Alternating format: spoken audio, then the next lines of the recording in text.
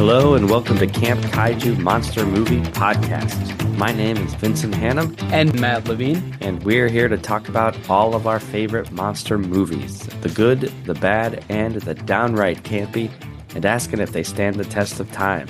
Traditional kaiju, creature features, space invaders, the supernatural, and everything in between. All strange beasts are welcome here.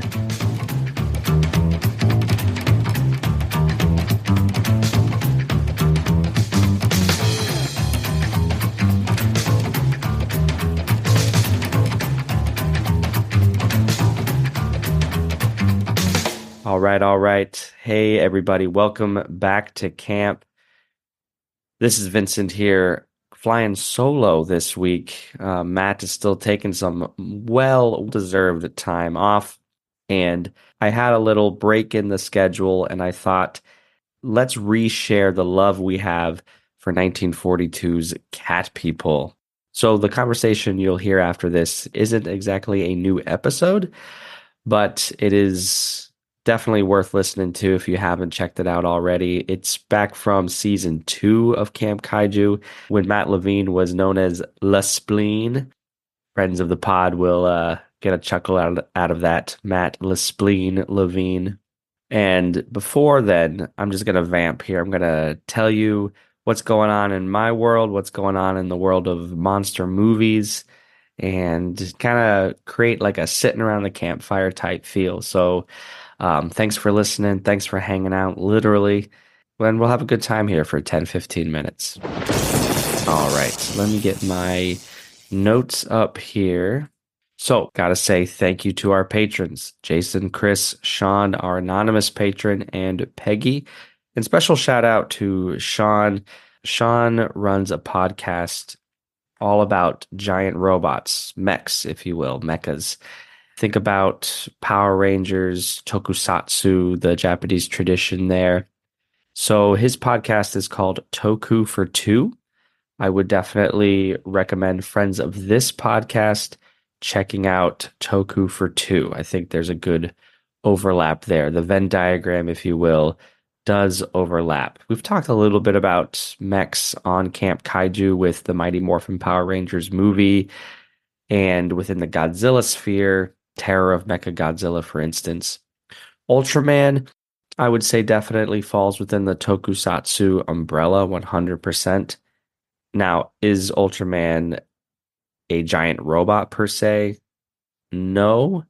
Though that was my impression for the longest time, until, of course, I started digging deeper and I was like, oh, okay, it's a little more nuanced than that, despite outward appearances.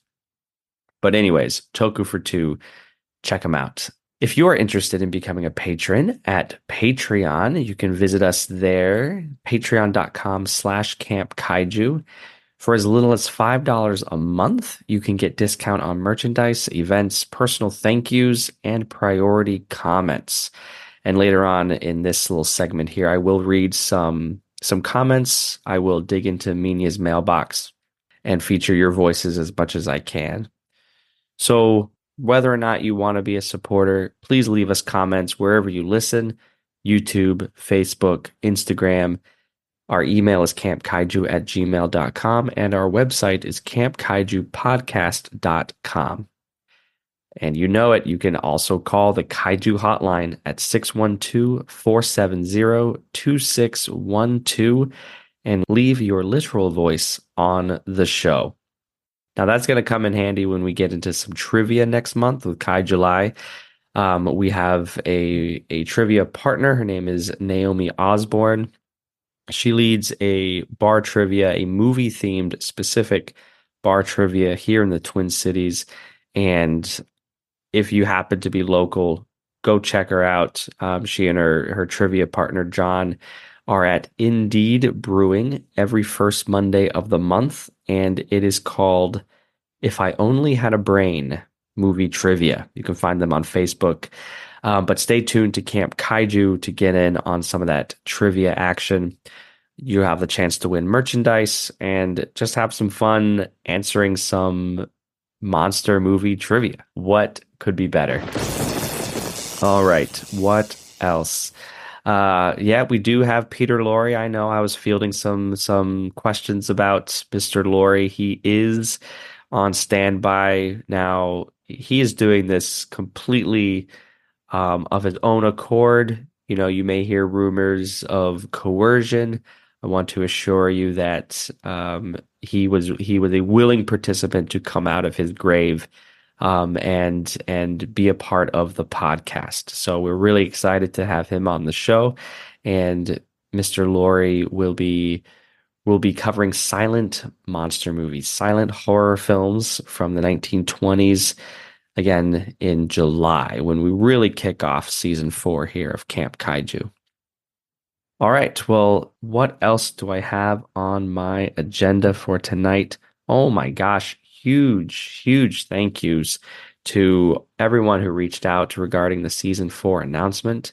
Special shout out to Monster Candy Podcast. They cover horror, sci-fi, monster movies with punk rock musicians. Screamini26, I'm reading their Instagram handles. Dominic Davey and Shots WWE. Really, thank you if you're listening to this, Monster Candy, for your shout out. I checked out the Memphis Murder Men, the punk rock band that you guys are a part of, and yeah, your track, "The Last Man on Earth," absolutely slays. Love that song. Everyone, wherever I don't know, Spotify, that's where I'm listening. The Memphis Murder Men, a punk rock band, maybe in the tradition of the Misfits or the Ramones, but their track, "Last Man on Earth," does take inspiration from the Vincent Price film from the early 60s called "The Last Man on Earth." That is a really cheesy monster movie that I would recommend. It's based off of the novel I Am Legend, actually, by Richard Matheson. So it does predate Night of the Living Dead, but George Romero did draw, admittedly so. Romero said he drew a lot of inspiration for Night of the Living Dead from The Last Man on Earth. So it's in the public domain, actually, so it's really easy to get a hold of. But Vincent Price, "Last Man on Earth," Memphis Murder Men, "Last Man on Earth." Have yourself a double feature. Well worth it.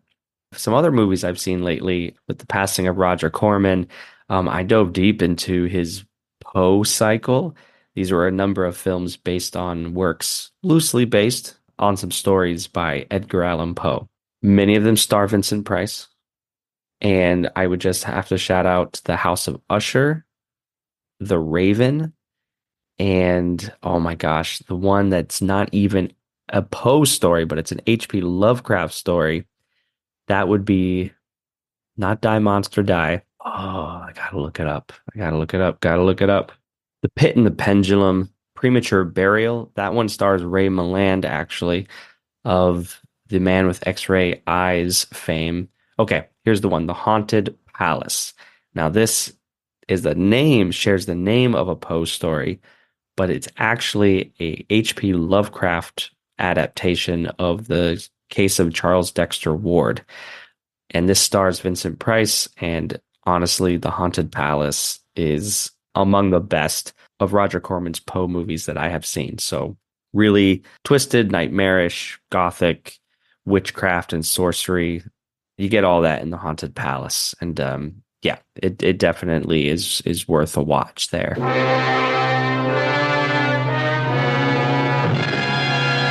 You are invited to an open house where horror will be your host. The Haunted Palace. You, who find a kind of macabre joyousness in the horrifying, will enjoy yourselves as in ecstasy in The Haunted Palace.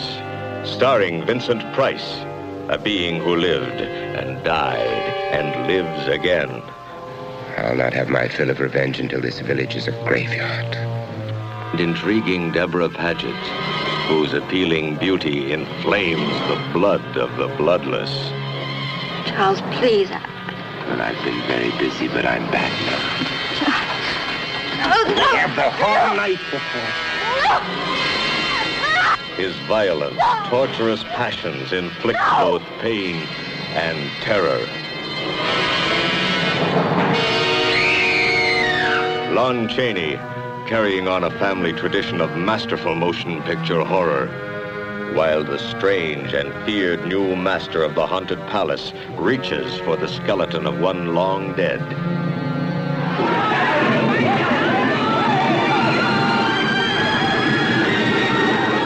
You see? He's taken her mind, her soul, just like the others. Really, this is outrageous.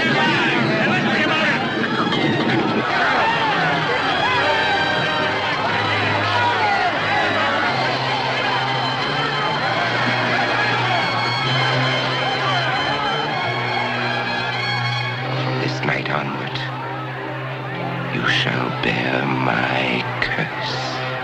Burn him! Surely after all these years, I'm entitled to a few small amusements.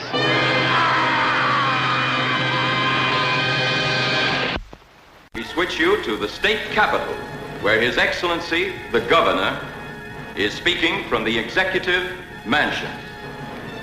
Further, I have, in conjunction with the federal government, declared this state to be a disaster area.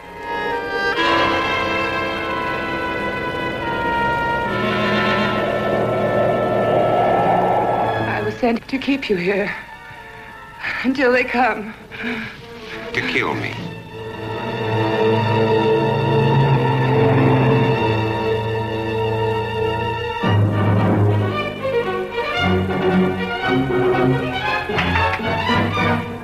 Vampires, alive among the lifeless, that make the night hideous with their inhuman cravings. If they are not destroyed in the flaming pits of hellfire, or staked to the ground in the light of the sun, will the unbelievable become real? A world of inanimate zombies by day, irresistible, horrifying attackers by night. Can a zombie woman's hunger for love repopulate the earth?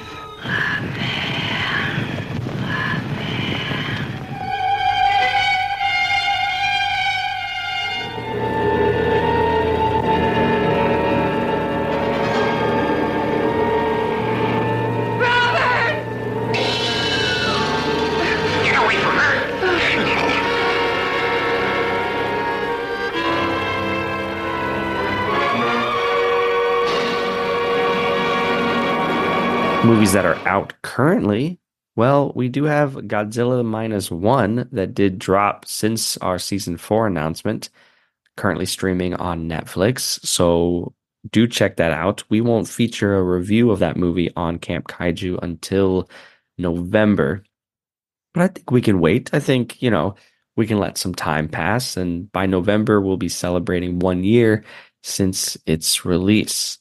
So lots of things to look forward to between now and November. I can't believe we're already talking about November, but can you believe that it is already June? My, oh my. So I'm a public school teacher. And I don't know if any of you knew that. I teach, well, my license is in social studies, but I actually teach a careers class here in Minneapolis Public Schools. And I just want to say congratulations to the class of 2024. I taught you all for the last 2 years of your high school experience, but I know you came in your freshman year online learning during the COVID pandemic. So 4 years later, you made it. Huge congrats to you all. You should be very proud of the work you've done, the resilience you've shown, and the ability to still have fun and be yourselves and still be kids.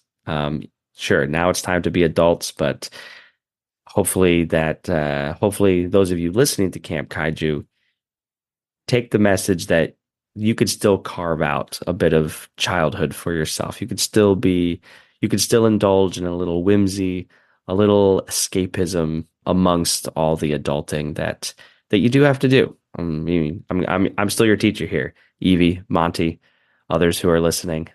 So just find that balance for yourself, but know that you're going to do great. Okay, so coming up next on Camp Kaiju, After this Cat People episode, 2 weeks from now, we're going to be dropping a special collaboration with Patrick Kazuki of Gays Do the D podcast. He and I sat down to talk about Who Framed Roger Rabbit, directed by Robert Zemeckis and produced by the Walt Disney Studios. This movie combines live action and animation in a way that truly hasn't been matched since. Sure, you could think about Space Jam. You feel like, okay, we've done the whole shtick, animation blended with live action, but nothing like in Roger Rabbit.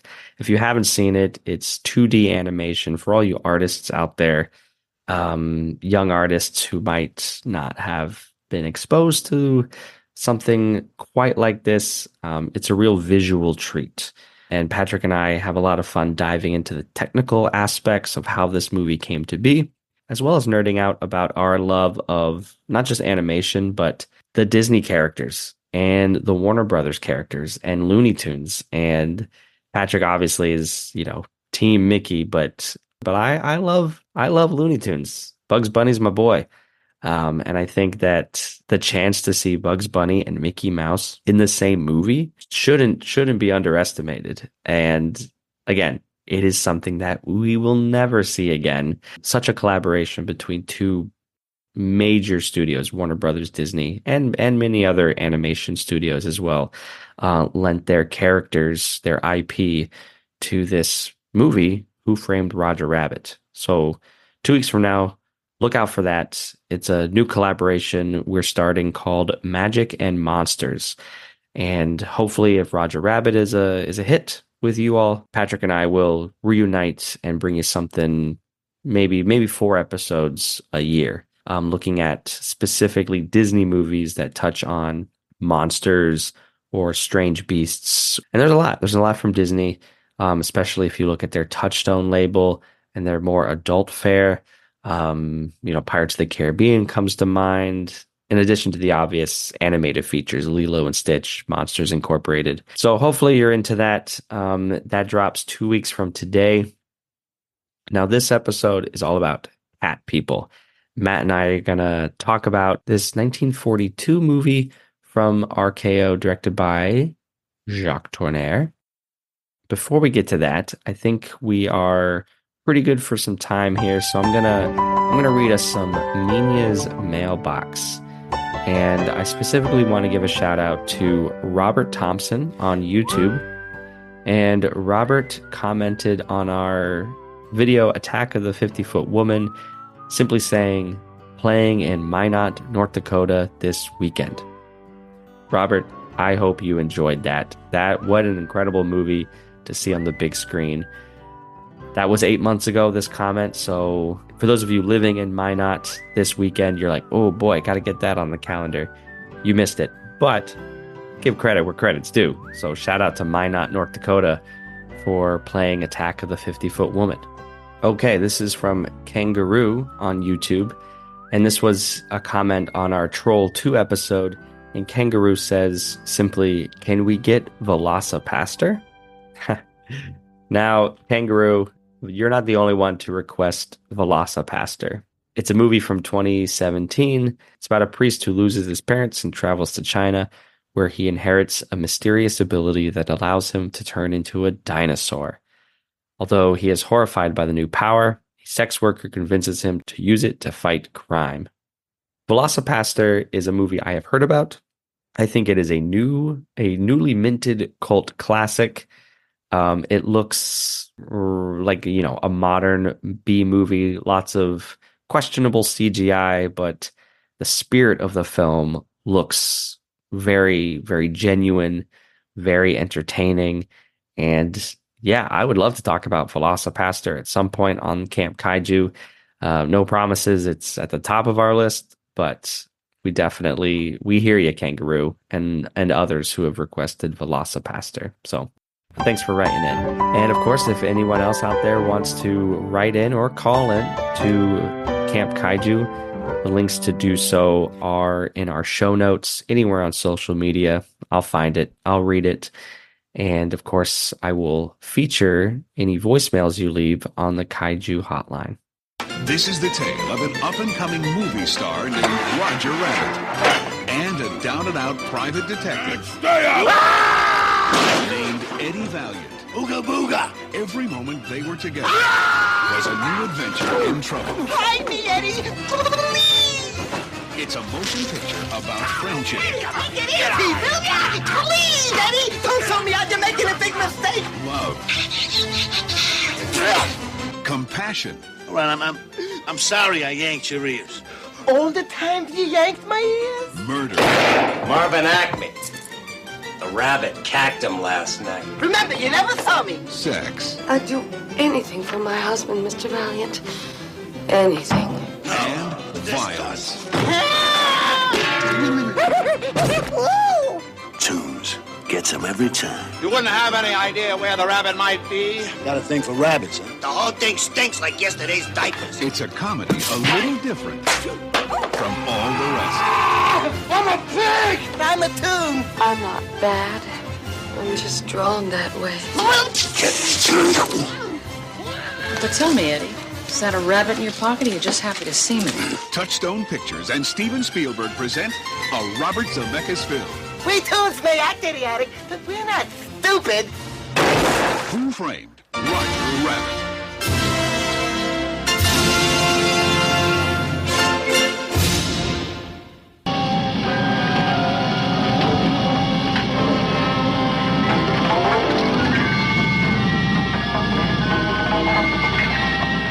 Once a normal, voluptuously beautiful woman, she drove into a nightmare of horror and saw descending from the sky a titanic monster whose fearsome touch became a frightful curse.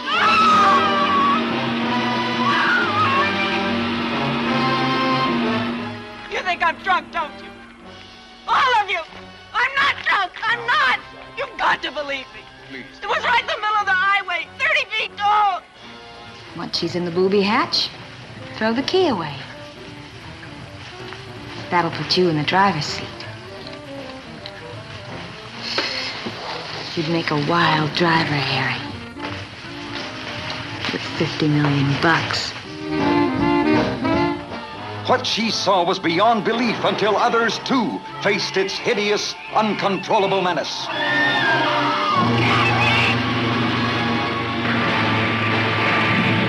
Attack of the 50-foot woman, incredibly huge, with incredible desires for love and vengeance.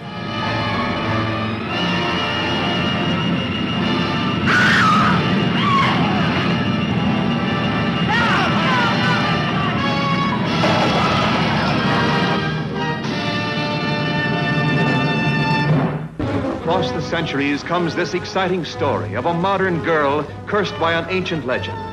The legend of the cat people. Women whose kiss means death, whose love turns them into vicious, snarling beasts of prey.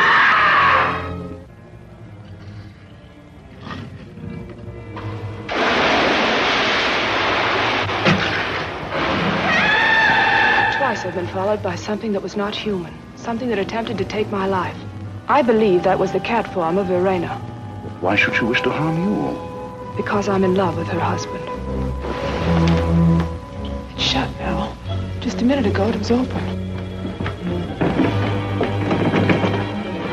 It's locked. Leave us, Irena. Well, I think this just about wraps it up for me tonight. Thanks for bearing with me. Thanks for hanging out. We are headed into summer. We're saying goodbye to cold weather. Goodbye to Frozen with Fear, our cold skin episode. Thank you all for listening to that. And until next time, stay campy, enjoy cat people, and be on the lookout for all the great content we have coming up for you.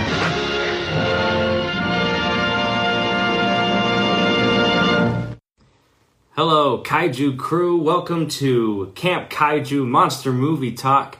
Tonight, we are still featuring our Turn Out the Lights October series with a 1942 classic horror monster film called Cat People. It is like The Wolfman, but with cats, and maybe a little better, too. So joining me to discuss the good, the bad, and the downright campy is Matt Levine. He joined us a few weeks ago to talk about Cronenberg's The Fly from the 80s.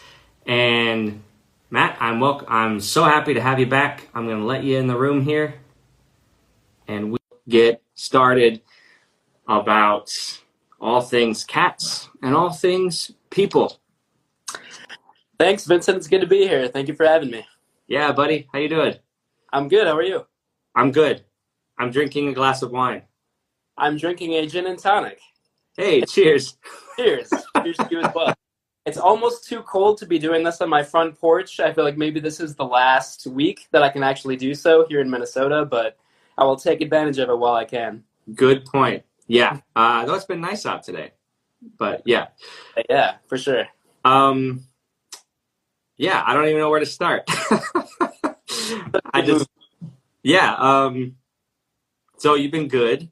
What, you been watching any other good movies?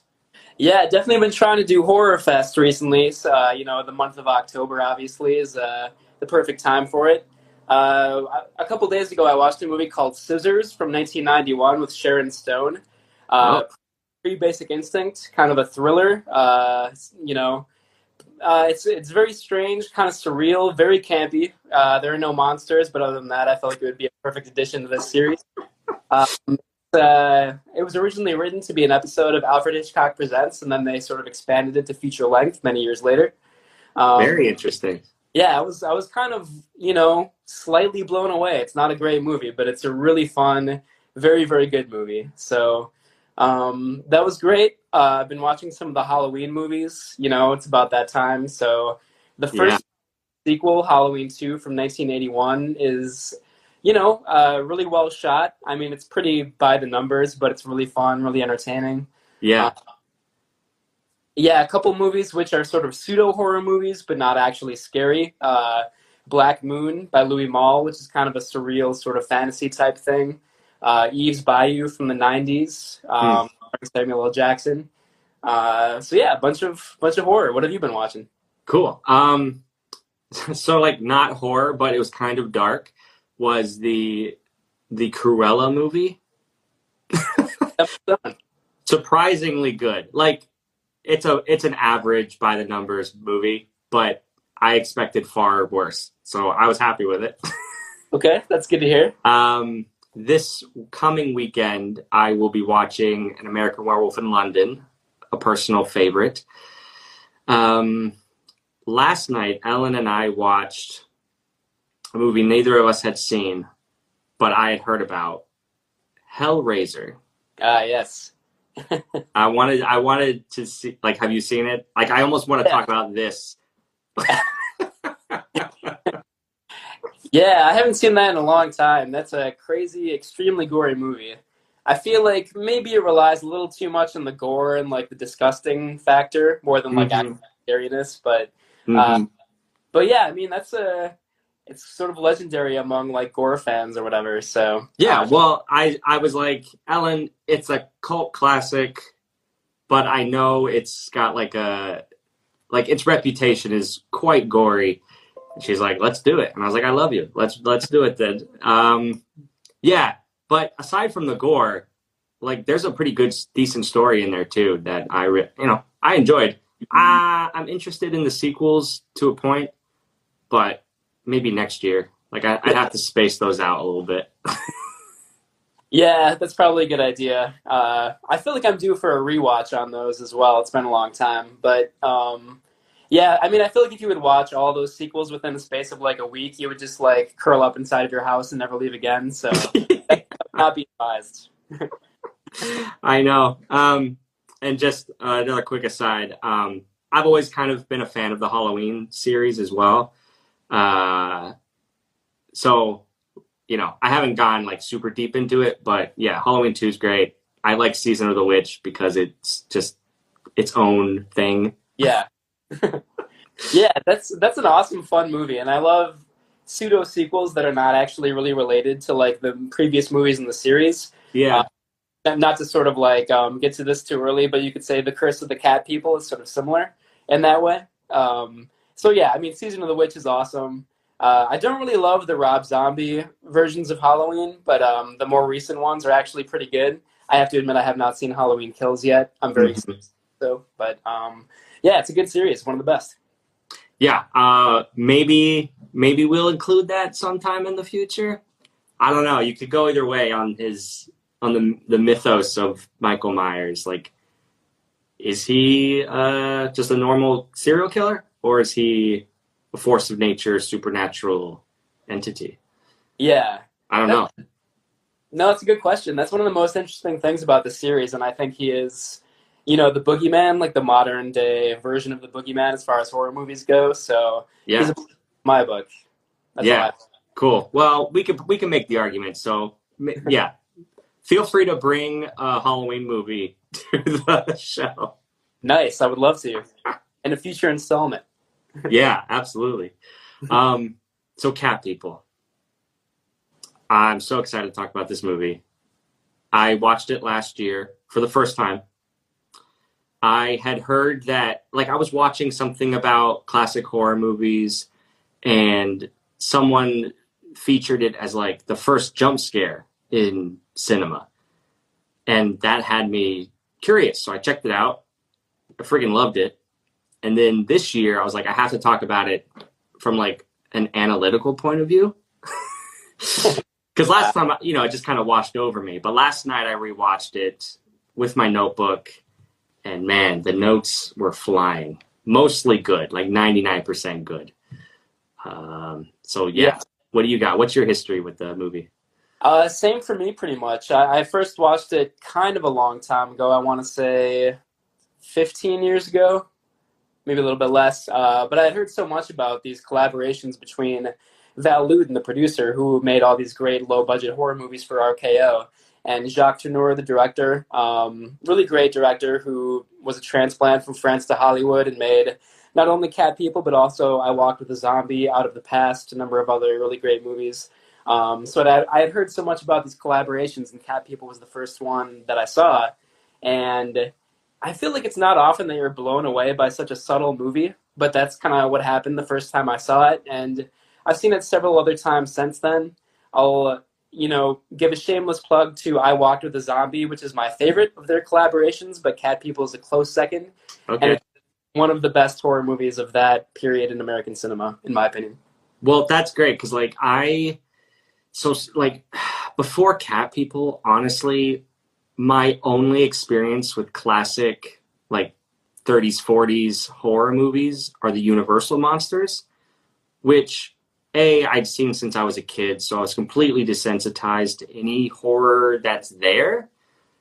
But even with that said, especially by the time you get to the 40s, they're really light on suspense and horror. They're kind of the action movies of their day. Yeah. They're just really high concept, but they're not scary. So then I watched something like Cat People, which is the tension you can cut with a knife. It's really sharp and frightening. And I was like, oh my God, movies like this did exist back then. Yeah. I'm only just now experiencing it. So what are a few other movies I should check out along these lines?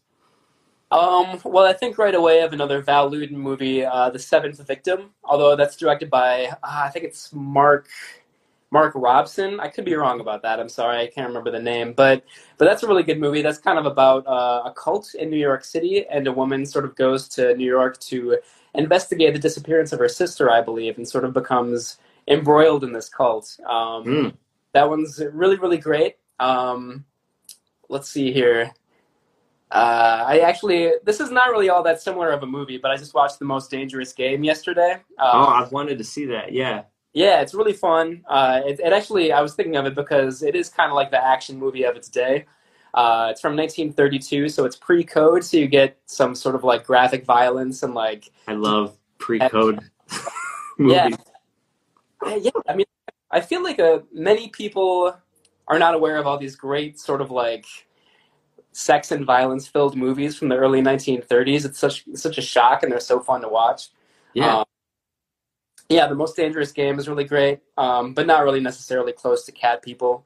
Yeah. The Uninvited is a really good horror movie from the early 40s. I don't know if you've seen that one. Mm-mm. Kind of a classic haunted house movie. That's closer to Cat People in the sense that it's so much atmosphere. It's very character-based. Okay. Trying to do a little bit more than sort of just, a good old-fashioned spook fest or whatever. So, I'm sure there are others, but those are the ones that are coming to mind right now. Well, I'll tell you, actually, you rang a bell. I watched a movie, a Michael Curtiz, Boris Karloff movie from Warner Brothers called The Walking Dead. Never heard of it. I had it on like an old recorded tape, and I was like, oh, I've never seen this movie. And I watched it. It's kind of a shameless ripoff of Frankenstein. So Karloff is a man who's framed by some gangsters, and he's sent to the chair. Well, then a doctor transplants his heart and brings him to life. And it's like mad scientist. It's like, oh my God, okay, you're doing Frankenstein. But then, so he's not really dead, but he appears dead, to people. And he goes around killing the gangsters who set him up. And it's shot really well. And it's it's like an awesome blend of gangster movies and horror movies, which are my two favorite genres. Yeah, that's awesome. I have not watched that or even heard of it. It was fun. Yeah. Michael Curtiz is great. He has another horror movie from the early 30s, Dr. X, which is really cool. I've heard of it, yeah. Yeah. Even though he made Casablanca, I feel like he's still kind of an underrated director in some ways. I love all of his movies because I'm a big Errol Flynn fan. Yeah. And he directed all of those movies. Totally.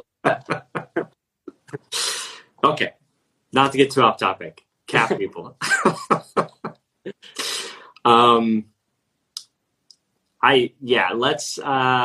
Let's talk about all the good things we love about it before we pick it apart if we can.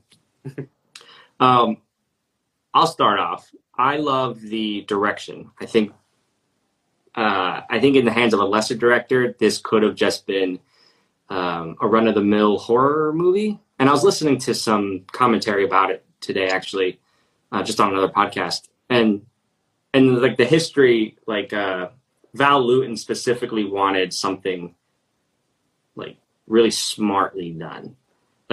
Other people were like, oh, just, rip off Universal. And he's like, no, Jacques. I want you to make a good movie. Yeah. Yeah. Which is they were assigned the title, I think, Cat People. I'm pretty, I've read that RKO execs were just take this title, make a movie out of it. Yep. So it must have been sort of shocking for them to get a pretty great movie in return, And I also read that RKO execs were sort of disappointed by all the suggestion in the movie, the subtlety, the sort of depth of it and the sophistication. But that's, of course, what I love about it so much. So, Val Lewton for sort of having the guts to do that, I feel like it somehow reminds me of those pre-code movies, and just wow, how'd you were riding the line with the sexual themes, mostly the sexual themes. I was like, oh my God, it's not even subtext. This movie is about sexual desire and the repression of sexual desire, female sexual desire.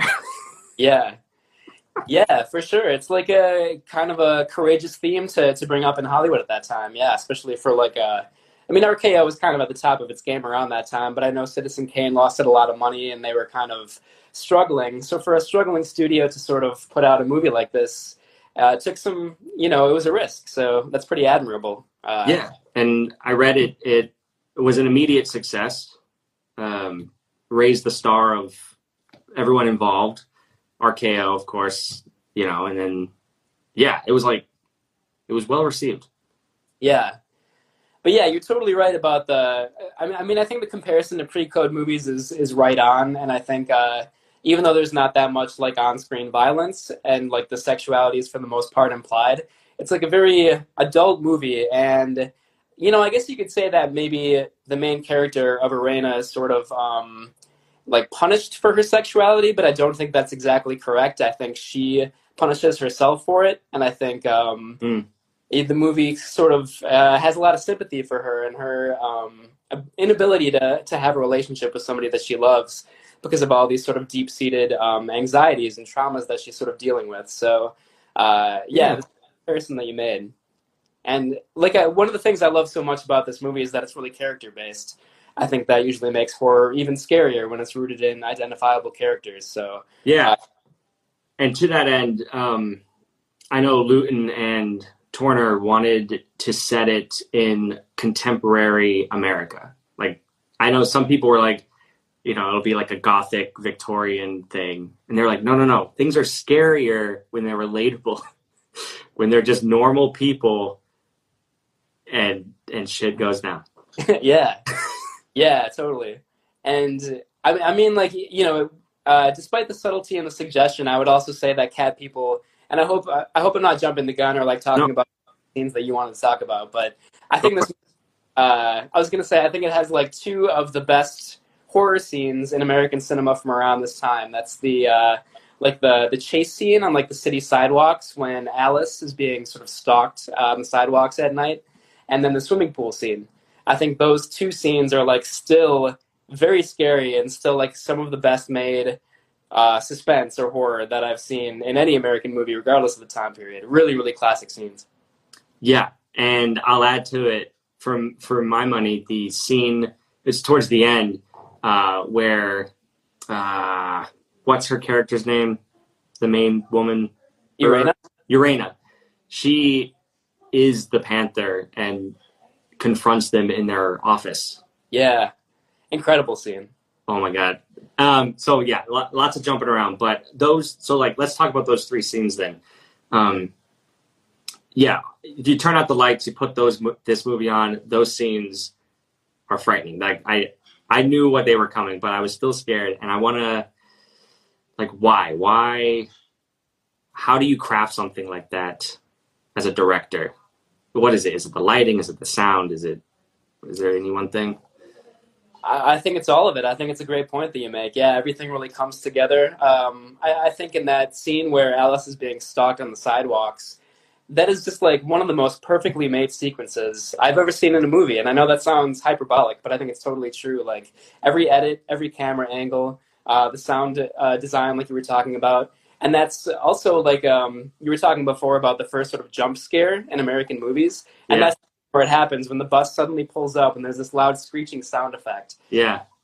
That has sort of indirectly led to a lot of bad horror movies. I think psychologically too, when she's being chased she's being stalked down the sidewalk, she's all alone and you don't see Irena behind her. It's all psychological. And I think this is why it scares me so much, is because I've been in that situation, walking somewhere alone at night, and nothing's around you, but you just think it, and you scare yourself. Yeah. And that's what is happening to Alice. She's scaring herself, and then Urena's footsteps disappear at one point, and you're like, why did her footsteps disappear? Yeah, totally. Little touches like that just add up to this atmosphere of menace and dread. And I think you could say that the same is kind of true for Irena, that she, maybe it is all in her head, and yeah, you're totally right. That kind of psychological sort of deep-seated terror will just almost always be scarier than gore or slashers or monsters or whatever. No disrespect to monster movies. How dare you? But there is a monster. She does transform into a cat. I it could be in her mind until it isn't, right? Yeah. Yeah, absolutely. The scene that you brought up where Irena, as the Panther, appears in their office, in this sort of architectural design office. I read something really interesting about that today, where the producers demanded that Val Lewton or Jacques Tourneur include an actual shot of the Panther in that space, and Lewton basically refused. And he was the only way this will. I wish I remembered verbatim, but he definitely said something the only way this will work is if we don't know exactly what's happening. if we always doubt what we're seeing and what's going on. Yeah. Even though you're totally right that, yes, she seemingly does turn into a panther, and she is, in fact, a cat person. You're still right. sure that, you know? Yeah, like, had they not included an actual panther, yeah, we could be having a conversation about, is it in her mind? Because even when you see the panther, it's shadow work. Right. Yeah. You know, and that could, yeah, you don't know if you're seeing what you think you're seeing. Yeah. And that's, I won't give away the ending of the movie for anybody that hasn't seen it, but that leads to this really poignant ending at the zoo, outside of like the panther cage at the zoo. And yeah, this sort of blurring the line between fantasy and reality and what's in Arena's head or what's not in her head makes for a sad ending. It's also a genuinely scary movie, which is a difficult balance to achieve, I think. Yeah, and the host of this podcast I was listening to, they wanted to make the point that Urena didn't do anything wrong in this movie. And I tend to agree with that. Like, she's a woman trying to keep her world together. Her husband, like, she's trying to fight for things, and she does in her own way. Then the psychiatrist is a total lech, and almost all psychiatrists are in like Hollywood movies around this time. It's hilarious, like Spellbound. I just watched something else where the psychiatrist is a villain. But yeah, it's crazy. Like, the fear of psychoanalysis in Hollywood at this time is like so fascinating to me, you know? Yeah, in my research for Dracula's Daughter, which was from 1936, there was also a psychiatrist in that. And yeah, absolutely. This was like when psychiatry was becoming a topic for movies socially.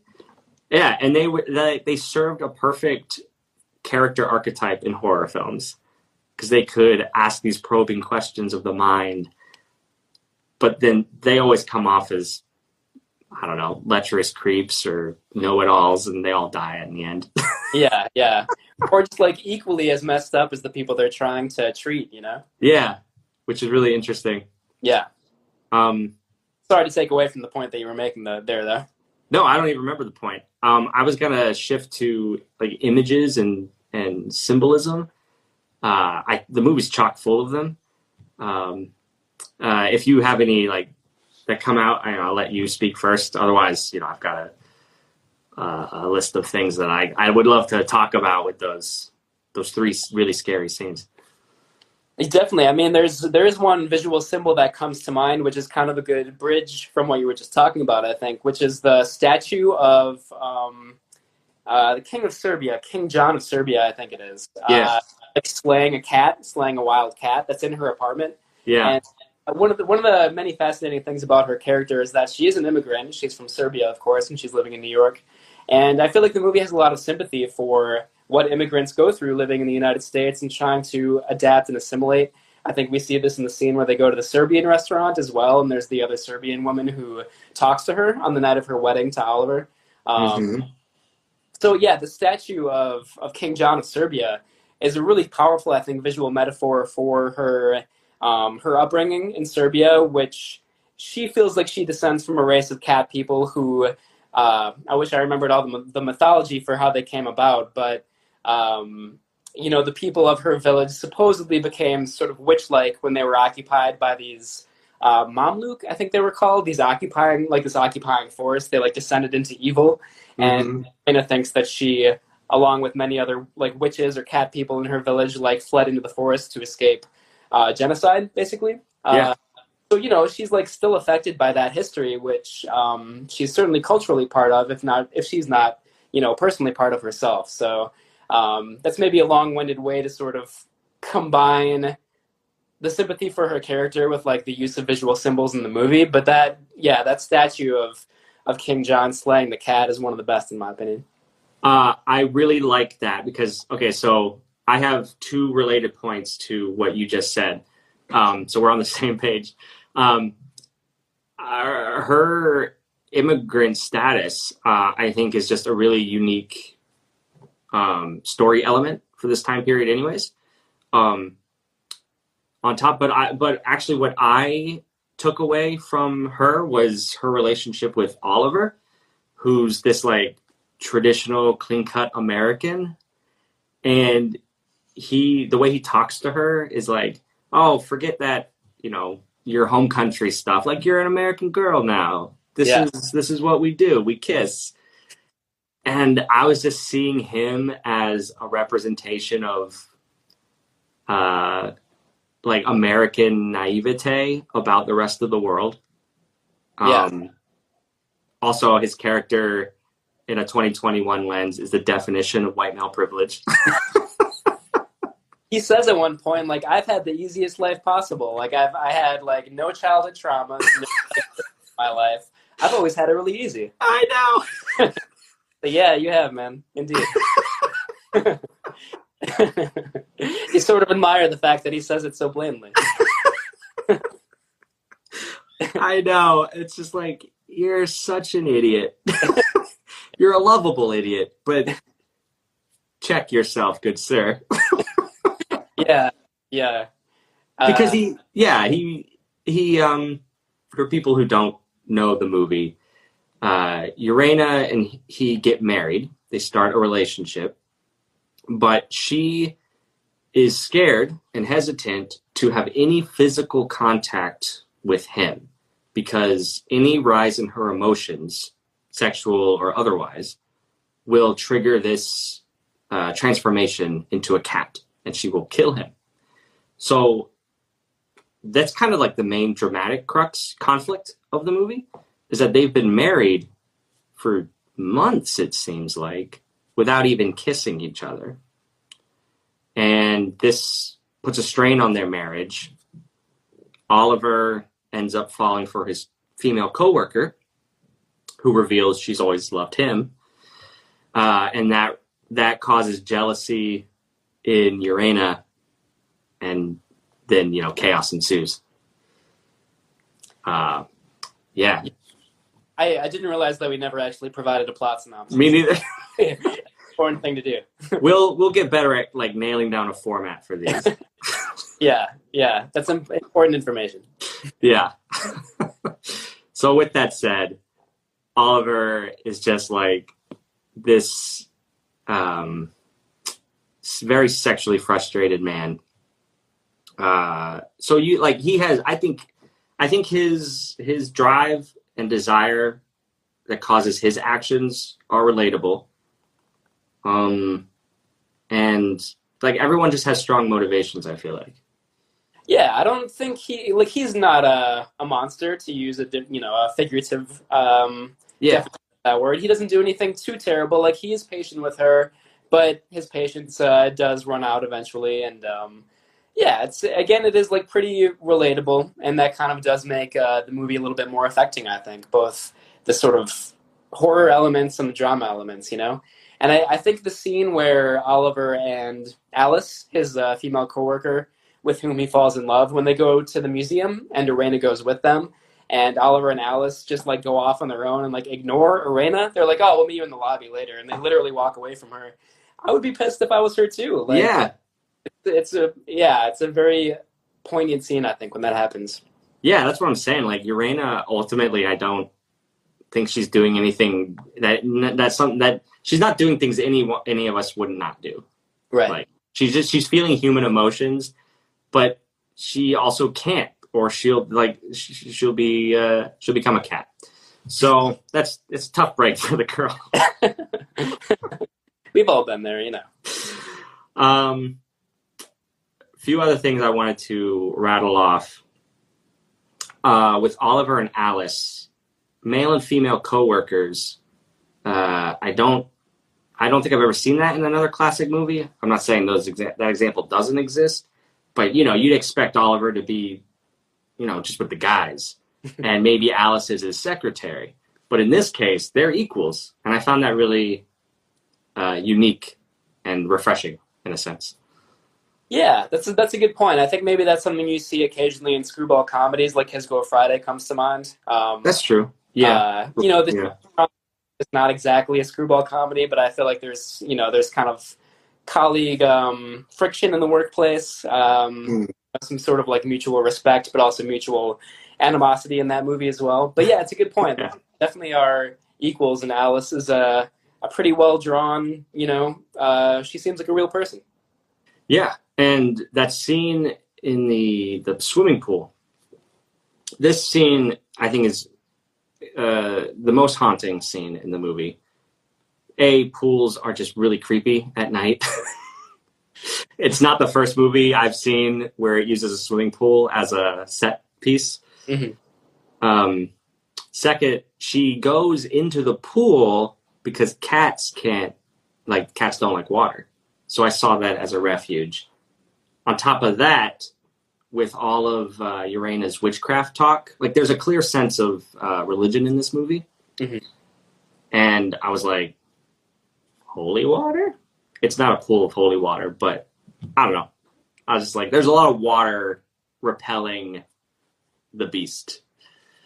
Yeah, that's a good point. There is like some, honestly kind of weird religious stuff going on. Like Oliver and Alice are definitely like a good old-fashioned Christian couple, and Irena is sort of suggested to be this pagan devil worshiper, some sort of like other, spirituality. So yeah. that, if there is like a bad category in the movie, that's like a little questionable to me. But you're right about the pool scene, which is incredible. And I think it goes back to what you were saying before about the sound design, because, the growls of the cat just like escalate and get more and more sort of frenzied as the scene goes on.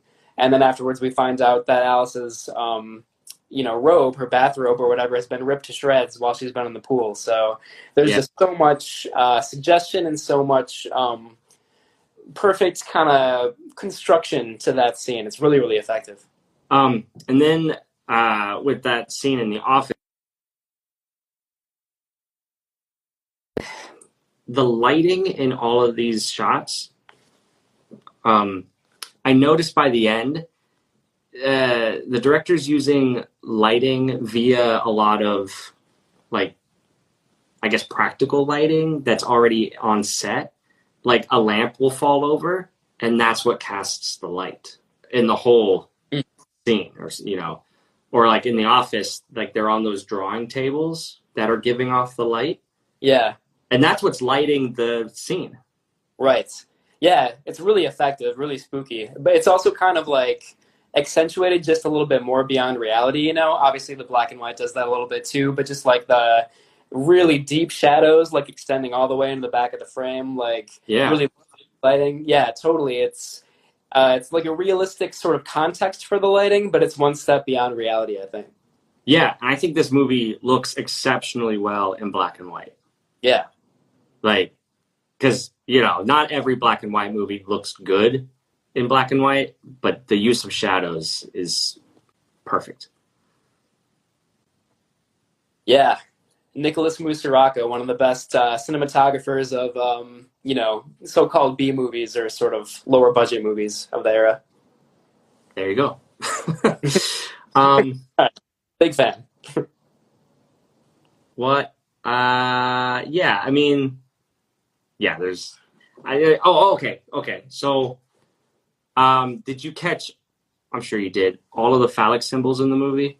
So I don't know about all of them. Some of them, though, for sure. There are a lot of them.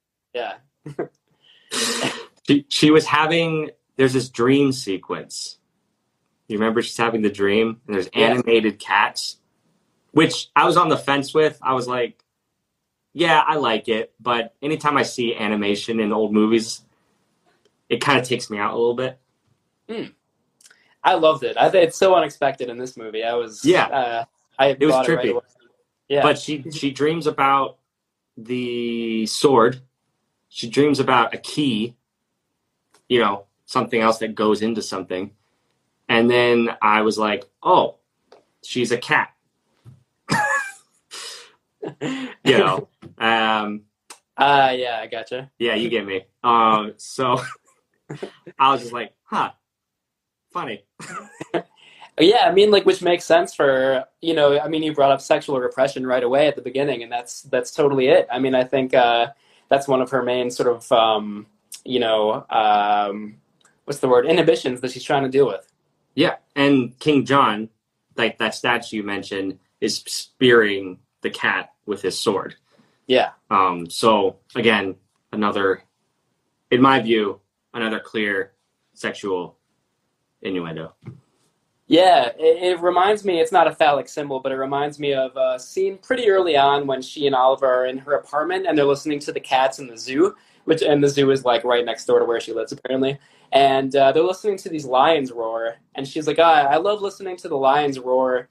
I think she says something like, it sounds so beautiful, but then she says that she hates listening to the panther because it sounds like a woman. And then maybe like 10 or 15 minutes into the movie. So it's like right away, these different sort of sexual hangups are being pretty clearly conveyed, like through the character of Irina. Pretty fascinating.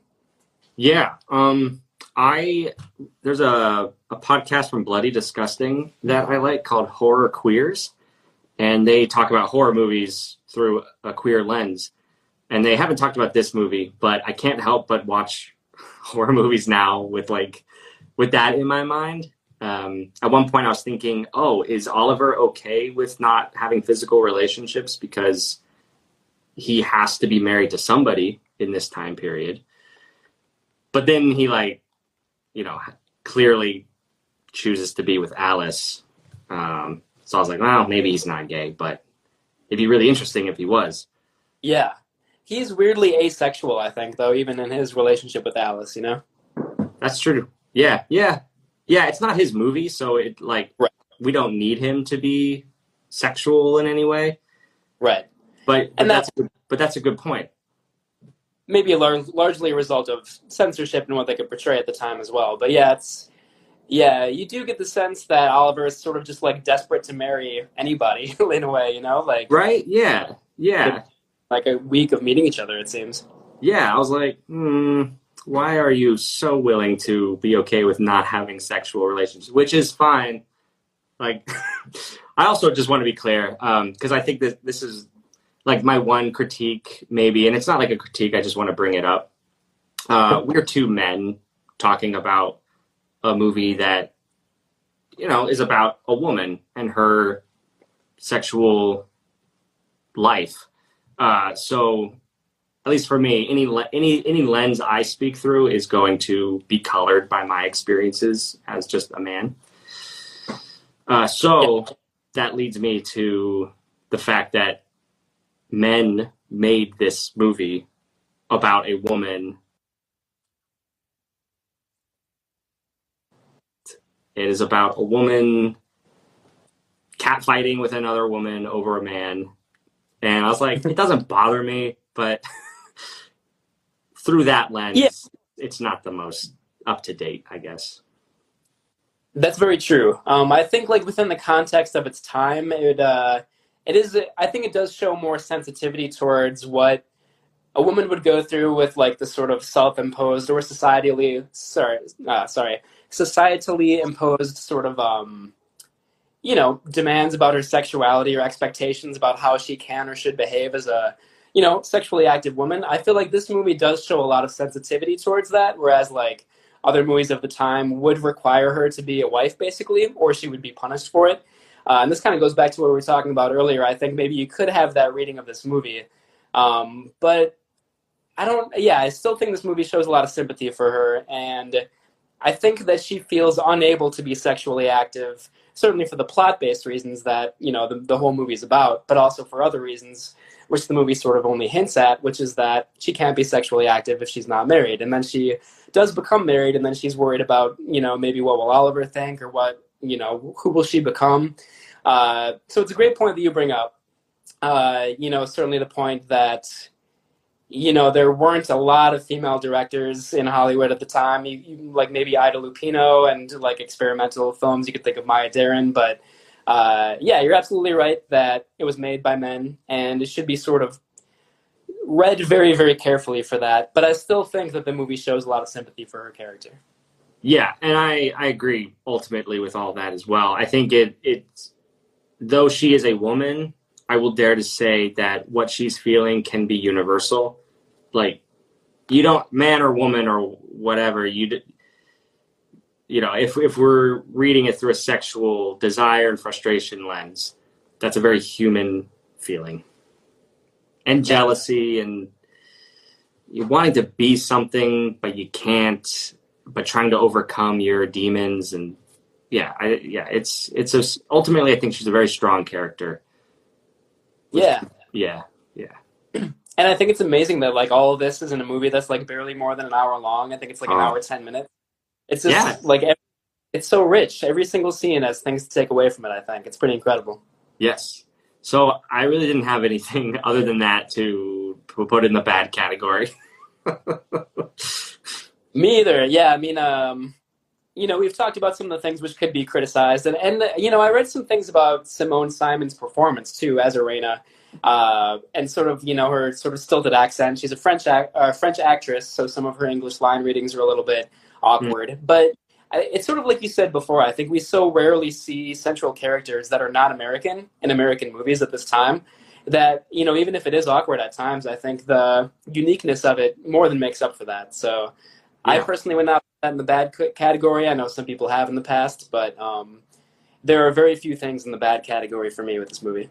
Yeah, honestly. So, for downright campy, I just wanted to say, like, mostly I loved through costume and makeup, and action, they gave Irena cat-like qualities. Sometimes I feel like it was a little too on the nose. Like, for example, she puts her hand in the canary cage and kills the canary. Yeah. Yeah. I don't think that was necessary, yeah. We get it. She's a cat person. Well, yeah. Also, the other Serbian woman that she meets in that restaurant is really made up to look cat-like. I mean, to the extent, you almost expect to see, like, whiskers painted on her face. Maybe almost a little over the top, but, I'm okay with it. Totally, yeah. I love the campy stuff. It just lightens the mood a little bit. Yeah. And I would also say that Paul Schrader's 1982 remake of Cat People is way campier than the 1942 version of Cat People is. Okay. Which I did not get around to seeing it yet, so maybe we can bring that to the show sometime. Definitely. Yeah, that's worth a full episode unto itself. Yeah. So I think we're both in accord here, but I would give this movie classic status. I think it stands the test of time.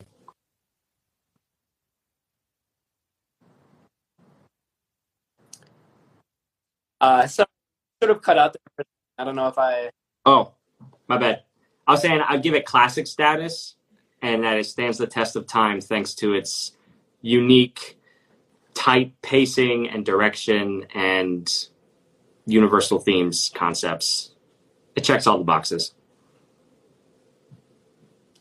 I would totally agree with that. Both Cat People and I Walked with a Zombie are two of the best horror movies from around this time, in my opinion. I think what they're able to do with suggestion and subtlety and how character-based they are, and just how much how much they say about the time and place in which they were made. These are endlessly rich movies which are still pretty creepy at times. Classic status for me, too. Fantastic. Matt, are you willing and able to come back next week to talk about The Fly, the 50s Fly? Yeah. Yeah, absolutely. We talked about, Goldblum, and so we should talk about Vincent Price. I'm definitely there. Yeah, so many good things. I love chatting about this stuff with you. Thank you for coming on again, and I'm excited for next week. Me too. Thank you so much. I'm excited. Yeah, take care. I'll let you get out of here. All right. Thanks, Vincent. See ya. Bye, Matt. Bye. And thank you all for hanging out again. Give it up for Matt Levine. Check out our episode on The Fly from a few weeks ago. Get caught up because we're going to talk about it again with Vincent Price Fly next week. So, follow, engage, do all the fun stuff. Get a cool t-shirt. We got our new Dracula-inspired spooky season shirts. You can hit the link in the bio for that. And until next time, stay campy. You're a good Francois.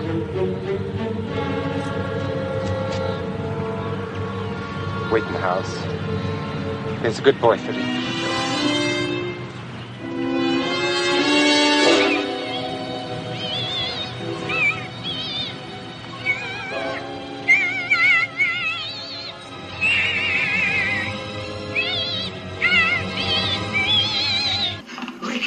to be a fool. You can't get away. Billy, hide me. Do something. You must help Billy. Do something.